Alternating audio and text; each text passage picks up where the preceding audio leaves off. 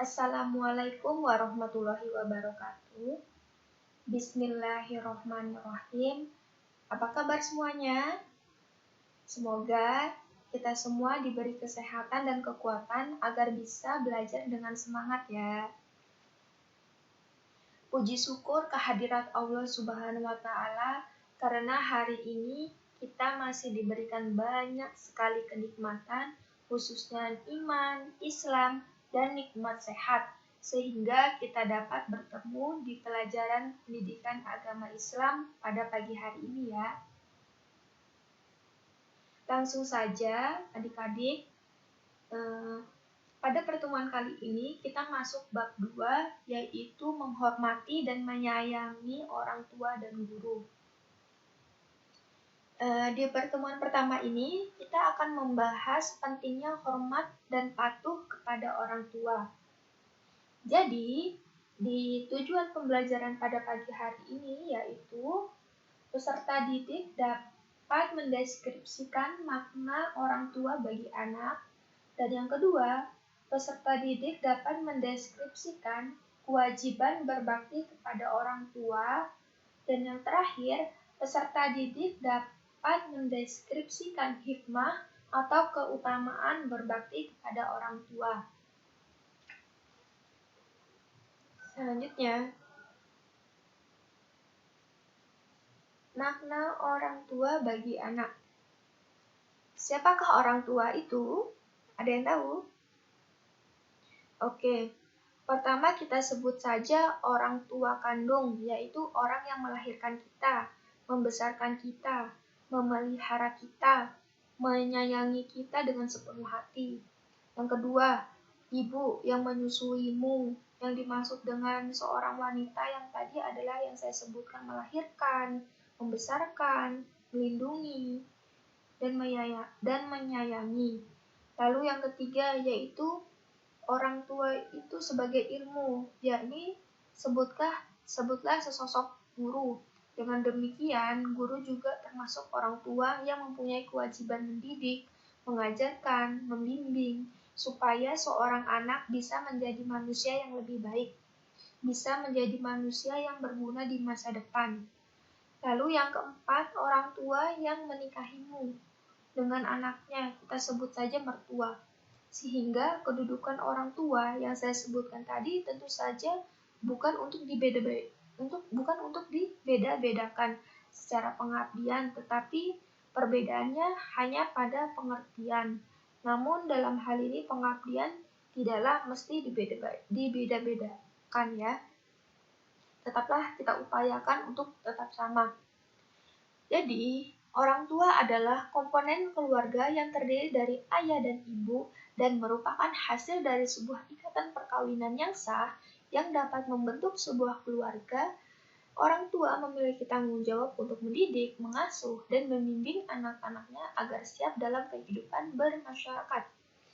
Pentingnya seorang anak untuk meminta restu pada kedua orang tua pada setiap keinginan atau kegiatannya, karena restu Allah Subhanahu wa Ta'ala disebabkan oleh restu orang tua.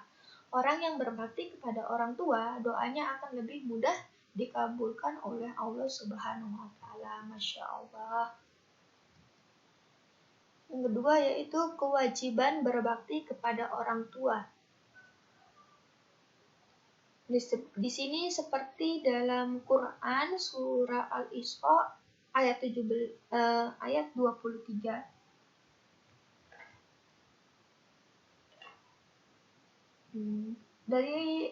Artinya, dan Tuhanmu telah memerintahkan supaya kamu jangan menyembah selain Dia, dan hendaknya kamu berbuat baik kepada ibu bapakmu dengan sebaik-baiknya. Jika salah seorang di antara keduanya atau kedua-duanya sampai berumur lanjut dan memeliharamu, maka sekali-sekali janganlah kamu mengatakan kepada keduanya perkataan dan janganlah kamu membentak mereka, dan ucapkanlah kepada mereka perkataan yang mulia. Dari ayat tadi kita bisa memahami bahwa keutamaan menghormati orang tua tidak bisa ditawar, nggak bisa dinego seperti jajan atau pakaian di pasar ya. Menghormati orang tua mutlak kewajiban bagi semua anak, sehingga tadi disebutkan tidak boleh sekalipun menghardik. Sebab apa? Berkata ah pun tidak boleh, sehingga sebaik apapun kita kepada orang tua, sejatinya belum bisa membalas semua kebaikan yang telah diberikan orang tua.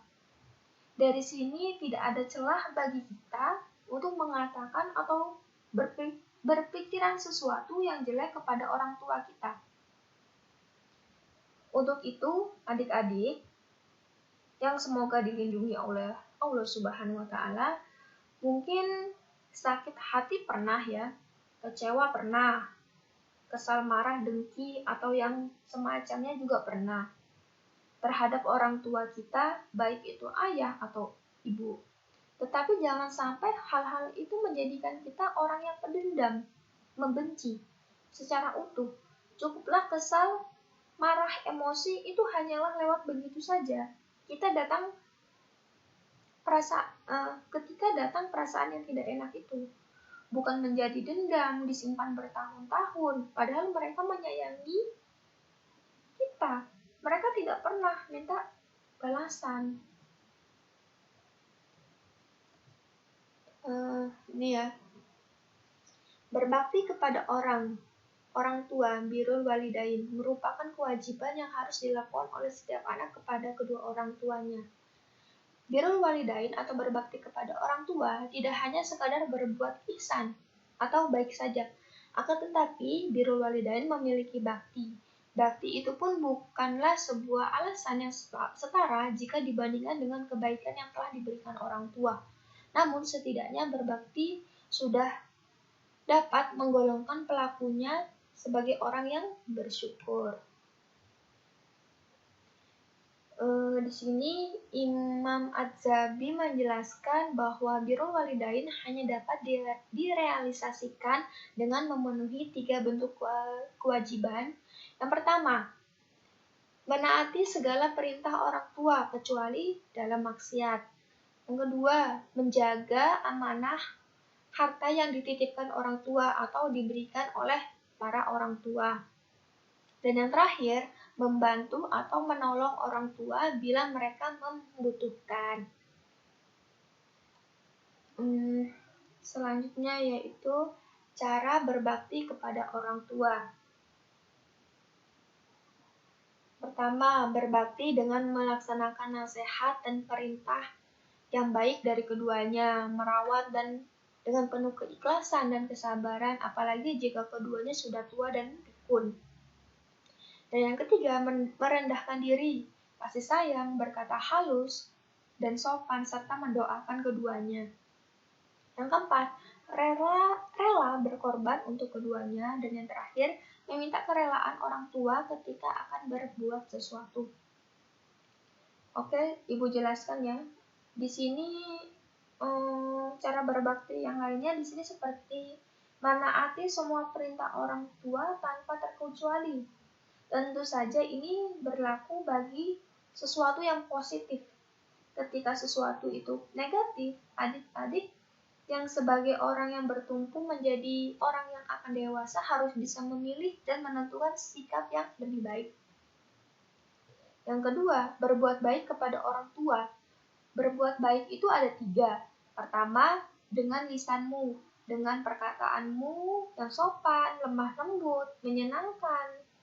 Dan yang kedua, dengan perbuatan, seperti nyapu di rumah, ngepel, nyuci piring, yang simpel-simpel aja lah. Kerjakanlah yang bisa dikerjakan, lakukanlah yang bisa dilakukan.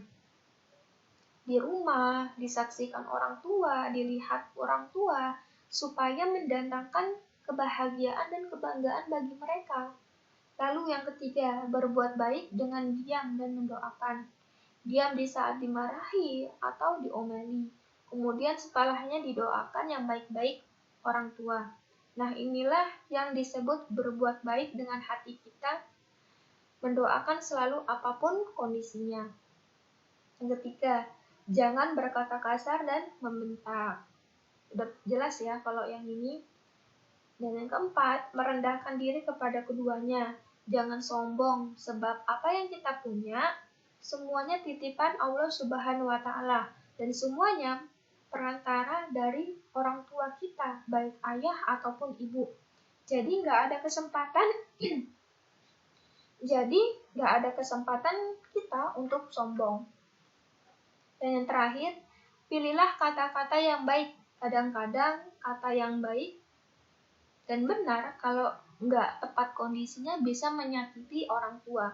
Contoh, saat kamu ditanya pulang sekolah. Contohnya nih ya, di mana kamu main, katamu gitu. Jawabanmu benar, tapi dengan cara buang muka, tidak senyum, judes, jutek, itu akan menyakiti hati orang tua. Maka kata-kata yang baik harus disertai dengan perilaku yang baik. Selanjutnya yaitu berbakti kepada orang tua yang sudah meninggal. Di sini seperti merawat jenazah dengan cara memandikan, mengafatkan, mensolatkan, dan menguburkannya. Dan yang kedua, melaksanakan wasiat dan menyelesaikan hak yang ditinggalkan seperti utang atau perjanjian dengan orang lain yang masih hidup. Dan yang ketiga, menyambung tali silaturahmi kepada kerabat dan teman-teman dekatnya atau memuliakan teman-teman kedua orang tua. Dan yang keempat, melanjutkan cita-cita luhur yang dirintisnya atau menepati janji kedua orang tua. Dan yang terakhir, mendoakan orang tua yang telah tiada dan meminta ampun kepada Allah Subhanahu wa Ta'ala atas segala dosa orang tua kita. Dan selanjutnya yaitu hikmah atau keutamaan berbakti kepada orang tua. Hikmahnya yang pertama di sini dapat menghapus dosa besar. Terus dipanjangkan usia dan dilimpahkan rezeki kita. Terus yang ketiga, akan mendapatkan bakti yang sama dari anak keturunan. Jadi apabila kita berbakti kepada orang tua, terus nanti kalau kita sudah menikah dan mempunyai anak, dan insya Allah anak itu pun akan berbakti kepada kita. Dan yang keempat, dimasukkan ke dalam surga. Yang ini udah jelas ya. Oke, mungkin itu aja yang dapat Ibu sampaikan. Kurang lebihnya mohon maaf. Wabillahi taufiq wa hidayah. Wassalamualaikum warahmatullahi wabarakatuh.